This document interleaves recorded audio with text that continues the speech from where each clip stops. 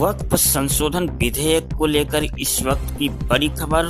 वक्फ bill Rajya Sabha में भी हुआ पास। लोकसभा के बाद राज्यसभा से भी वक्फ बिल हुआ पास। अब अंतिम मुहर के लिए राष्ट्रपति के पास भेजा जाएगा वक्फ बिल और बिल के पक्ष में 128 और विपक्ष में 95 वोट पड़े। रात 2:32 पर राज्यसभा से वक्फ विधेयक पारित। राज्यसभा में इस बिल पर लगभग 12 घंटे हुई चर्चा।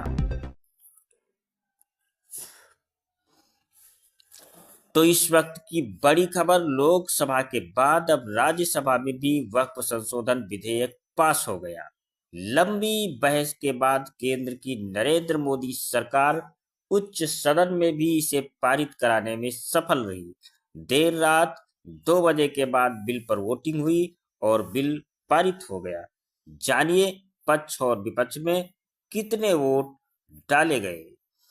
तो बता दें, वक्फ संशोधन बिल पर संसद की मुहर लग चुकी है। राज्यसभा में बिल पर चर्चा पूरी होने के बाद देर रात 2 बजे के बाद वोटिंग कराई गई। इस दौरान सत्ता पक्ष बिल पास कराने में सफल रहा।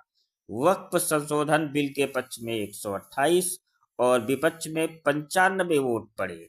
इस तरह 12 घंटों से ज्यादा की चर्चा के बाद रात 2:32 पर राज्यसभा से वक्फ विधेयक पारित हो गया।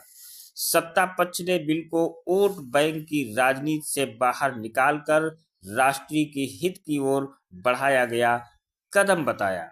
वहीं विपक्ष ने बिल को संवैधानिक अधिकारों के खिलाफ बताया। चर्चा के दौरान सत्ता पक्ष और विपक्ष की ओर से कई मौकों पर गहमा गहमी और गर्मा गर्म बहस की स्थिति भी देखने को मिली। हालांकि लोकसभा से बिल पास होने के अगले ही दिन राज्यसभा से भी ये वक्फ बिल पारित हो गया। राज्यसभा में वक्फ बिल पर चर्चा का जवाब देते हुए अल्पसंख्यक कार्य मंत्री ने कहा कि इस ऐतिहासिक बिल से किसी मुसलमान का नुकसान नहीं होने वाला। करोड़ों गरीब मुसलमानों का फायदा होने वाला है। बिल पास होने के बाद देखिएगा कैसे लोग इसका स्वागत करते हैं। किरण रिजिजू ने इस दौरान विपक्ष पर हमला करते हुए कहा कि हम नहीं, मुसलमानों को आप डरा रहे हैं, उन्हें मुख्य धारा से बाहर करने की कोशिश कर रहे हैं। सीएए का जिक्र करते हुए केंद्रीय मंत्री ने कहा कि विपक्ष ने इसके पारित होने के बाद कहा था कि मुसलमानों की नागरिकता चली जाएगी। क्या किसी